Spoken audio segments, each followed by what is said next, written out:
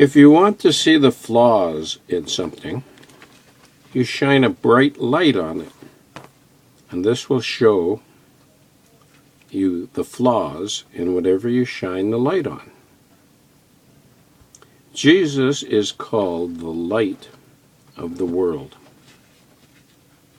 Men are described as loving darkness rather than light because their deeds are evil. The Pharisees and the scribes and the religious people, Jesus showed them up for the sinners that they really were.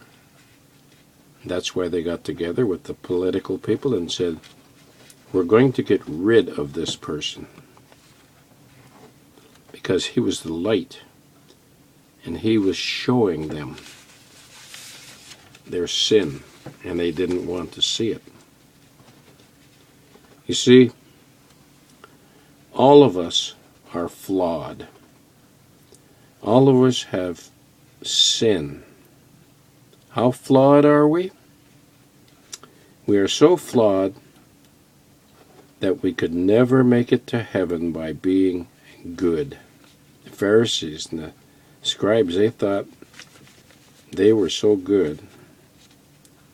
And like the Pharisee and the publican in the temple, the Pharisee said, I thank you that I'm not like other men are. I'm not like this publican here.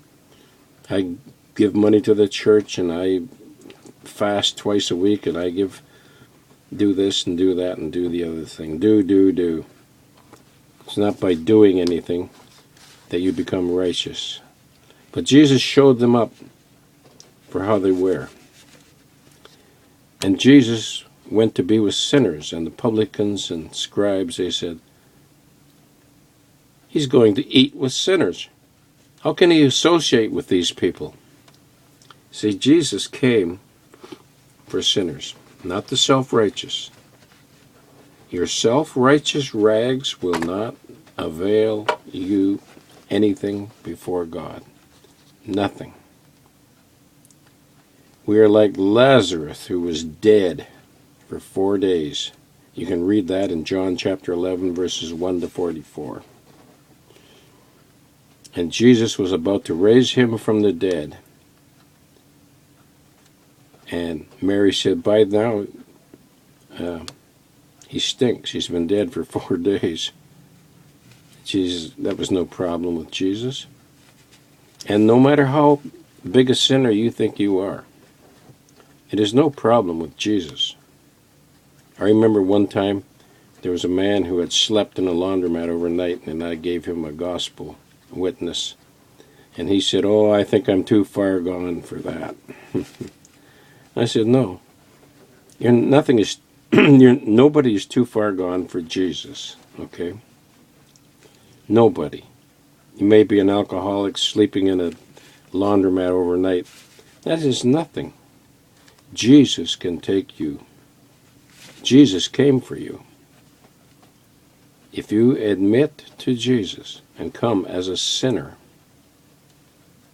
then he will receive you. This is why God said in John chapter 3, Jesus said to the religious Nicodemus, you must be born again, Nicodemus. The first birth is not enough. You must be born again. You see, God's wrath is against sin. God hates sin. God loves the sinner, but he hates the sin. God sent his only Son into this world to become sin for you. And he became sin, it says, in order that you might become righteous. Jesus took all the punishment for your sin on the cross so that you could have the righteousness that he has. He was willing to exchange his righteousness for your sin. This is the gospel. Jesus came and he died And he rose again the third day exactly as he said he would. And he did it all for you. That's the gospel.